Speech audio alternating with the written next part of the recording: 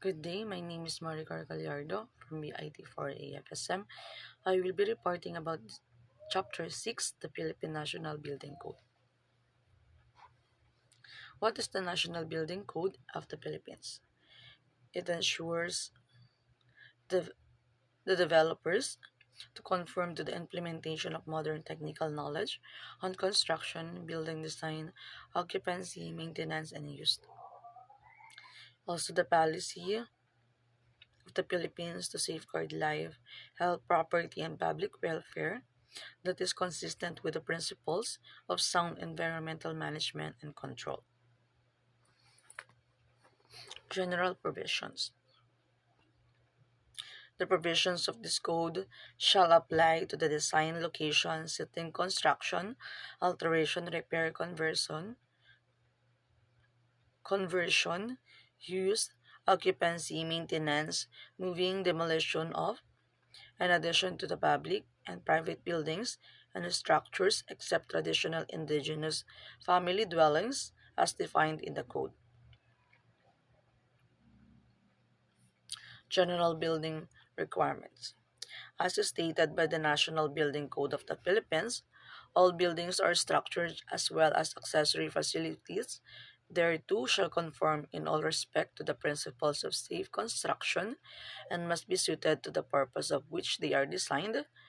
Buildings or structures intended to be used for the manufacture or production of any kind of article or product shall observe adequate environmental safeguards. Buildings or structures and all parts thereof as well as all facilities found therein shall be maintained in safe, sanitary, and good working condition. Site requirements. Aside from the building itself, the site in which the building stands should conform with the National Building Code of the Philippines. The land or site upon which be constructed and or building or any ancillary or auxiliary facility thereto shall be sanitary, hygienic, or safe. Sites or buildings intended for human habitation or abode. The same shall be at safe distance and as determined by competent authorities from streams or body of water and sources of air considered to be polluted from volcano or volcanic site and any building considered to be potential source of fire or explosion.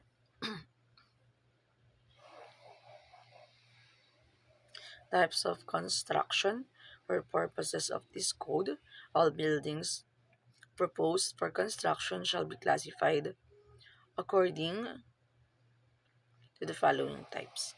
Type 1, buildings shall be of wood construction. The structural elements may be any of the materials permitted by this code. Type 2 shall be of wood construction with protective fire-resistant materials and one are fire-resistive throughout, except that the permanent non-bearing partitions may use fire-retardant treated wood within the framing assembly. Type 3, buildings shall be of masonry and wood construction. Structural elements may be of any elements permitted by this code, provided that the building shall be one are fire resistive throughout. Exterior walls shall be of incombustible fire resistive construction. Type 4, buildings shall be of steel, iron, concrete or masonry construction.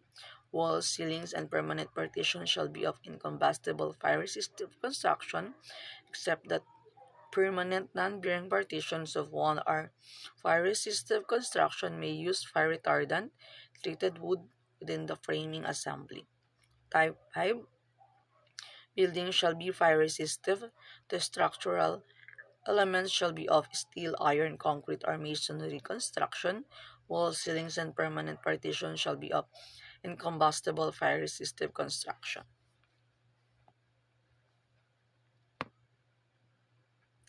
Fire-resistive requirements in construction. Fire-resistive ratings means the degree to which the material can withstand fire as determined by generally recognized and accepted testing methods. On the other hand, fire resistive time period rating is a much more measurable than the previous one, which defines the length of time a material can withstand being burned, which may be 1 hour, 2 hours, 3 hours, 4 hours, etc. All materials of construction and assemblies or combination of these materials shall be classified according to their fire retardant or flame spread ratings as determined by general accepted testing method. Example is tunnel test for flame spread rating. Fire resistive standard. All materials of construction and assemblies or combinations thereof shall be classified according to their fire retardant or flame spread ratings as determined by general accepted testing methods by the Secretary. Maximum building height. The maximum height and number of stories of every building shall be dependent upon the character of occupancy and the type of construction as determined by the Secretary considering population density, building bulk, widths of streets, and car parking requirements. The height shall be measured from the highest adjusting sidewalk or ground surface, provided that the height measured from the lowest adjoining surface shall not exceed such maximum height by more than 3 meters, except that the towers, spires, and steeples erected as part of a building and not used for habitation or storage are limited as to height only by structural design if completely of incombustible materials or may extend not to exceed 6 meters above the height limits for each occupancy group if of combustible materials.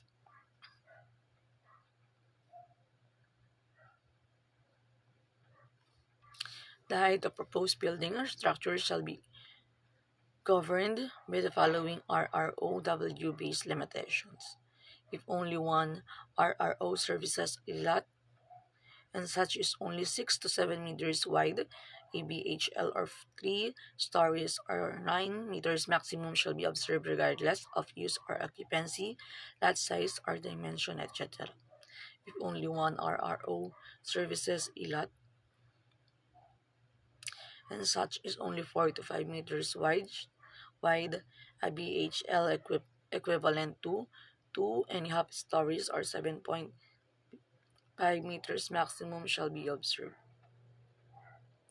If only one RRO services a lot and such is only 3 meters wide or less, a BHL equivalent to 2 stories or 6 meters maximum shall be observed.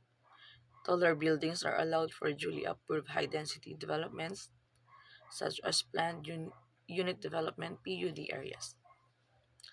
The following factors shall also be considered in the determination of the building height: soil characteristics, lot location in relation to fault lines and earthquake belts, or proximity to volcanoes and other geological conditions. Hydrological conditions such as the water table at the site and distance to waterways and shorelines. Meteorolo- Meteorological conditions such as the frequency and intensity of destructive typhoons or monsoons winds, rains, prevailing wind speed and direction, relative humidity, effects of environmental conditions on the building or structure, and vice versa, coupled with the effective control of air, noise, and thermal pollution, radiant heat, lights and shadows, etc., and the optimization of natural light. Effects of traffic conditions on the building structure, and vice versa, and the satisfaction of parking loading requirements in accordance with this rule. Availability and capacity of public utility or service system, considering the availability and adequacy of electric power, potable and non-potable water supply, drainage and sewerage, transportation, need for applicable building safety and maintenance system, example lightning arresters, beacons, protective railings and barriers, gondolas, window smashing system,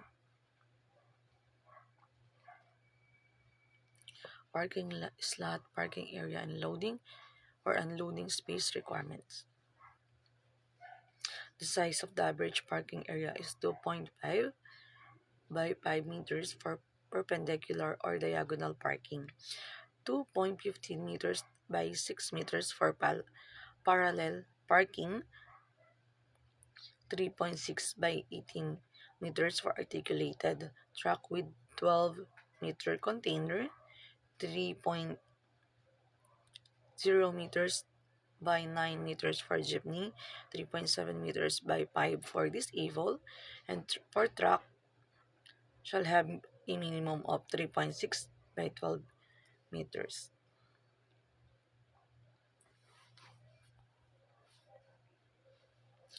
Minimum required off-street of RROW on-site parking slot, parking area and loading or unloading space requirements by allowed use or occupancy, industrial buildings, factories, manufacturing establishment, mercantile buildings, warehouses, storage bins, power and water generations or distributions. For every 1,000 square meters of gross floor area, provide one car slot and one bus slot for every 100 workers.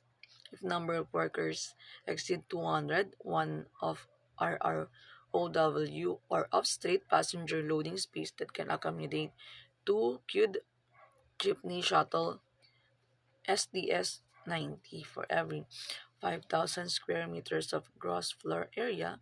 Provide at least one loading slot for articulated truck or vehicle, a 12-meter long container van, plus 6-meter length for a long hooded prime mover, and one loading slot for a standard truck. Provide truck maneuvering area outside of the RROW within property or lines only. Traffic generating buildings, commercial buildings that have very high volumes of pedestrian and vehicular traffic may be located at major intersections or 100 meters of such intersections. The distance between the street curb of the ingress or egress of such commercial lot or property nearest the intersection and the street curb of the intersection shall not be less than 50 meters. That's all for my report and thank you for listening.